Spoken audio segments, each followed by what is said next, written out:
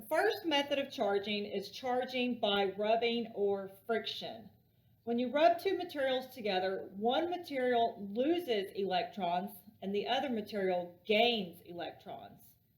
The material that gains electrons has a higher affinity to electrons, which means love for electrons. This object becomes negatively charged and the other object is left to be positively charged. In charging by rubbing, there is a transfer of electrons. Electrons are not created out of thin air. Rather, they are transferred from object to object. This is known as the law of conservation of charge, similar to the law of conservation of momentum and the law of conservation of energy that we studied in previous chapters. It states that charge is neither created nor destroyed, it's only transferred. Before you rub two objects together, they're both neutral. After rubbing,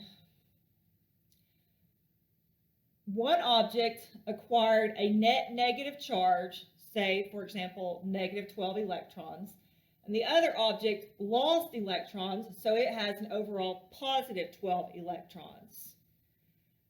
Negative 12 plus positive 12 adds up to 0, which equals the neutral. And so that's how we explain conservation of charge. The law of conservation of charge holds true for all the methods of charging that I'll be demonstrating today. I'm going to demonstrate to you charging by rubbing. Here's a rabbit fur and here's a PVC pipe. The PVC pipe has a higher affinity for electrons, and so it will steal the electrons from this rabbit fur when you rub them together. So you rub them together and the PVC pipe attains a negative charge, and I can prove to you that it is charged by showing you how it attracts these cotton strings. The next type of charging is charging by induction. With charging by induction, you don't ever actually touch a conductor. You simply bring charge near a conductor and it causes charge to separate to opposite ends, called polarization.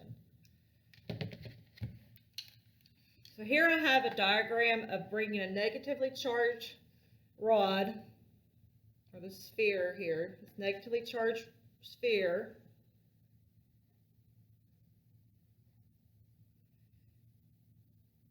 near this neutral larger sphere.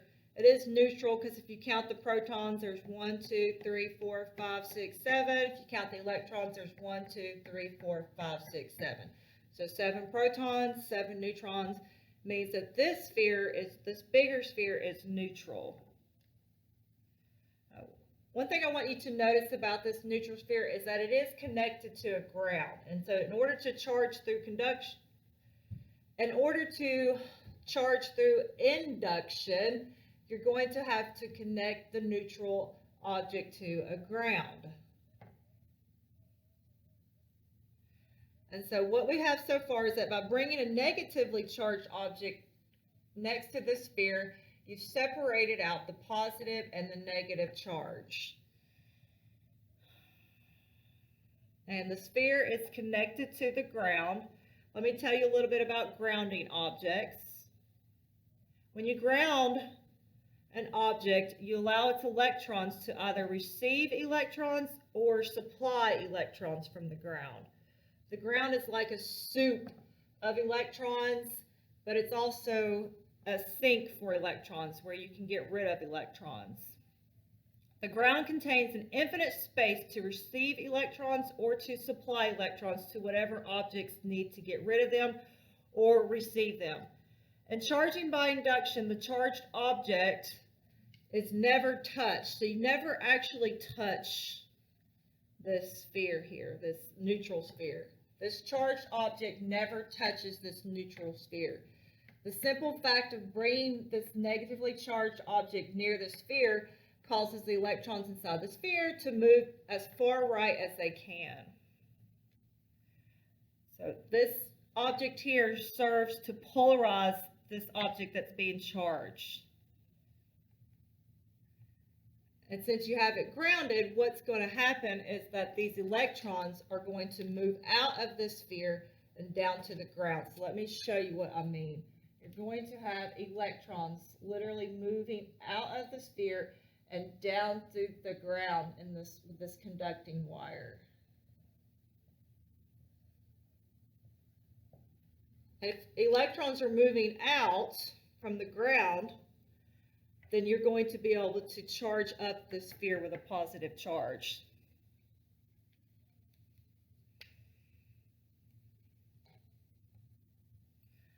So in order for this neutral sphere to keep a charge, you're going to have to disconnect it from the ground. And so if you open up the wire after the electrons have moved out, then you no longer will allow the electrons to come up into it, and the sphere will be left with all positive charge. So you basically have made the electrons move out, and then you cut the ground off, and that leaves the sphere to be positively charged. And this is called charging by induction. And the object being charged will ultimately receive a charge that's opposite of the charge of the object that's being used to charge it. So if this were positively charged, then what would happen in that case is that electrons would have been pulled out of the ground, and this thing would end up being negatively charged. And again, just like with charging through rubbing, with charging through induction, conservation of charge still holds true.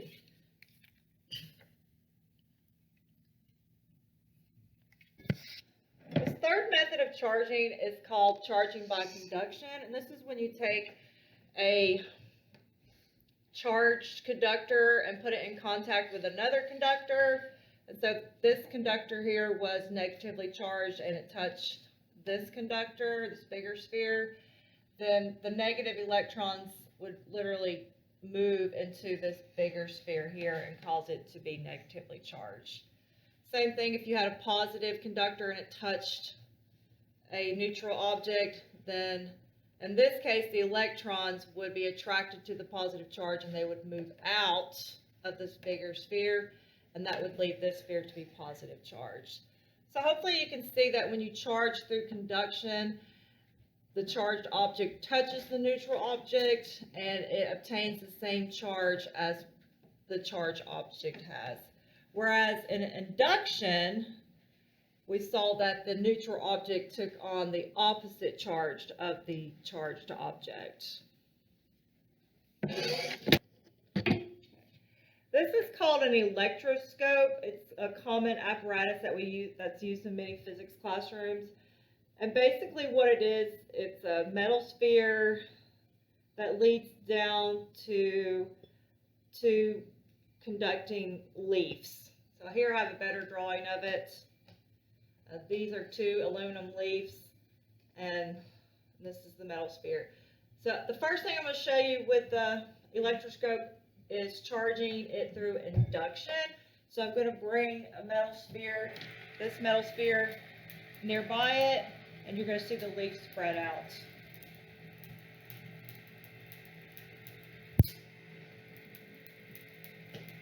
So I'm not actually touching. Okay. So that was using the electroscope to show induction. This negatively charged sphere was brought near this sphere, and the electrons tried to get away from the sphere as much as possible, moved down here, and we saw the leaves deflect. Let me show you this. Let me show you how the leaves will deflect when you use conduction. And so this time we're going to literally be touching the electroscope with the sphere, the negatively charged sphere, and you'll see the electrons move down. And one thing I want to show you with this experiment is that I'm going to ground it by touching it, and when I ground it, you'll see the leaves come back in. So first you'll see them go out, and then you'll see them come in together. So here is an example of charging through conduction. I actually touched it. And what I want to show you now, you see how the leaves are spread apart? If I ground the electroscope, that means the electrons will then make it become neutral again. 1930. Let me go over grounding in a little bit more detail. Grounding is the process of either removing excess charge in order to neutralize an object, but it can also serve as an infinite reservoir of electrons, allowing electrons to transfer up to an object to neutralize it. And so grounding a negatively charged electroscope involved the transfer of electrons from the electroscope to the ground. And once all the excess electrons have been transferred to the ground, the electroscope was then neutralized, and you saw that when the leaves moved back together. If I wanted to ground a positively charged electroscope, it would have involved the transfer of electrons up from the ground to the electroscope in order to neutralize the electroscope. If you're ever in an electrical storm and your car's nearby, most people know that your safest bet is to get inside of your car. But a lot of people think that the reason you're safe in your car is because of the rubber tires acting like an insulator. The fact is that the rubber tires aren't why you're safe in a car in a lightning storm. These rubber tires can actually become a much greater conductor during a lightning storm than an insulator. So if it's not the rubber tires that keep you safe in an electrical storm, what is it?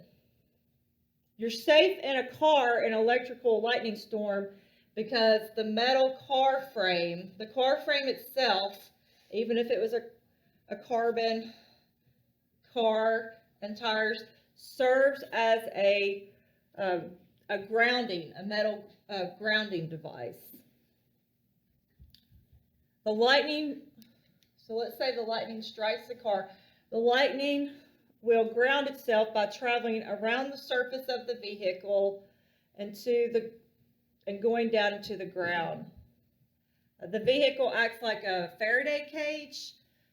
Michael Faraday, a British scientist, discovered that a metal cage will shield objects within the cage because the metal is a good conductor, which would direct the electricity and discharge it to the ground.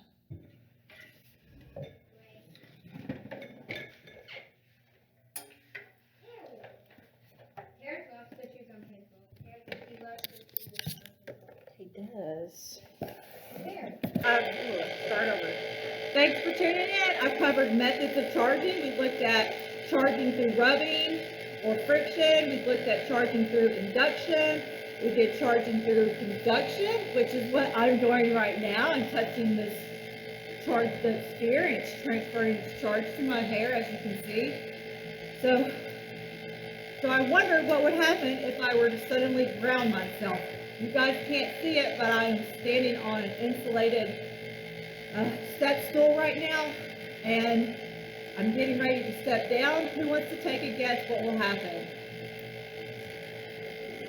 That's right. You should have seen my hair kind of go down after that because I've grounded myself. Thank you. Have a great day.